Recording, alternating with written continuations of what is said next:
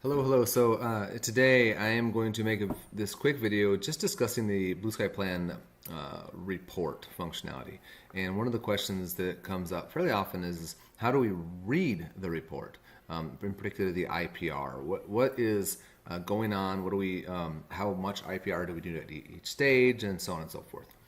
So let me just start with the very beginning of a report when you export it. It's a PDF, and it's going to show you the IPR values between each teeth. Now, between each pair of teeth. I'll say that this case right here is an extreme example. Don't use this as this is not a typical IPR case. I'm pretty minimalist in my IPR. I usually try to do as little to none as I can, but this is a good example to discuss more so than one of those for the sake of this video. So if we look, we can see that there's anywhere from 0.55, 0.6, all the way down to 0.25 in these contacts. So let's just focus on one contact as a way to walk us through this case. And let's look at the area between this lower right first and second premolar. It comes out to 0.6 millimeters. If you want to use tooth numbering, it could be 28, 29, or 44 and 45, depending on which system you use. Or the upper right, or lower right, 4 and 5. So anyway, this contact area is 0.6. We want to see how it looks in the software as we're working through this case sequentially. So this right here is going to show you that at stage 1, this 28, 29 has 0.15. And so then we go to stage 2, and then 28, 29 has 0.2. Now the question is do we do 0.15 here and then 0.2 here?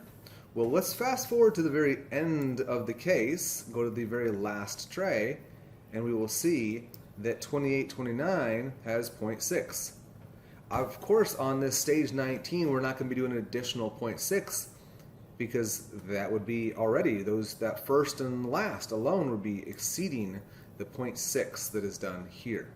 What this is showing you is that just like when we go to the actual planned case, as we zip through here, as of the first step, there's 0.15 of contact here. At the next stage, there's 0.2. And it's not that we did 0.2 more, it's just that it's that much more in contact. It'll continue to contact, and eventually it'll get to its final number. So what you're looking at is the amount of contact that is required at that time. Okay, sorry about that. I had to pause the video for a second. So as you can see, as I just said, it's showing you progressively where it is. So what we're actually looking at in the report itself is where the amount of IPR that is at that stage. So if we went from 0.015 at this first stage to stage 2 of 0.020, that just means that we need to do an additional 0.05. It needs a little more. It's got a little more contact. And the next one, it's at 0.25. Now, sometimes the number will even get less. It might stay the same, but as teeth are moving, hey, and now the teeth are a little farther apart. So we're not going to be doing more IPR. We're just going to have a little more of a space between the teeth. So that's how you're reading it. You simply need to, this is the amount of IPR that should have been done by that point in treatment. What does that mean for you clinically? When you have a case like this, where you have multiple, numerous trays, 19 trays from start to finish, what you need to be doing is you need to be charting, noting how much IPR you've done.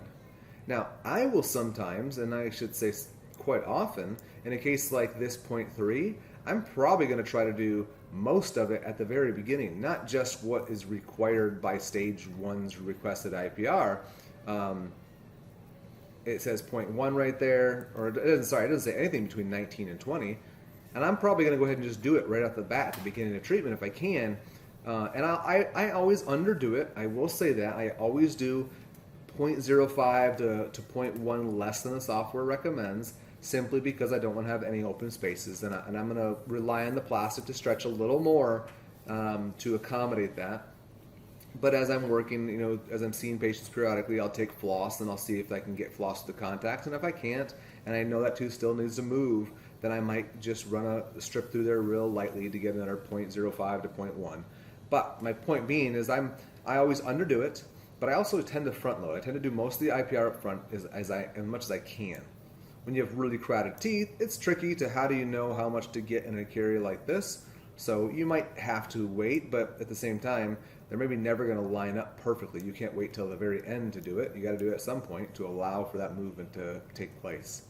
So the moral of the story is be sure that you are marking your chart notes how much you did at each appointment. And you should probably be updating, depending on your charting software, how this works. We have one area using Open Dental, the software that I use. There's a small square or rectangular box below the patient's chart, their graphic chart, that I can write things down, and that doesn't change unless I change it, meaning it doesn't move with all the chart notes. I can put it next to a tooth, how much I've done, and then next time I'll just edit that, and then I'll edit that each time, and so I have the cumulative amount that I've done. So you got to keep track of it. You could write it down if you print off the patient's report. You could simply check right there. You could write down right next to here how much you've done. So the next time the patient comes in, you could be referencing the previous IPR. However it makes sense for you to track how much you've actually done in chair side, it's up to you. But that's how you need to read this. Okay, that is the most common question. We don't get many questions about what's happening on here. And this is just truly what's happening to each tooth that's moving at that phase. It's turning, it's tipping, it's rotating, it's translating in whatever dimensions. So I'm not really going to spend any time on this. The questions we get is, how do I read the IPR? And so yeah, the moral of the story is, it is not do 0.15 here and then do another 0.2 here. It is, we've already done 0.15, we know that, so we need to do an additional 0.05. Anyway, that wraps it up for this video. I do hope that helps to clarify how you need to read these charts, these reports. And best luck. Let us know if you have any more questions. Thanks so much. Bye for now.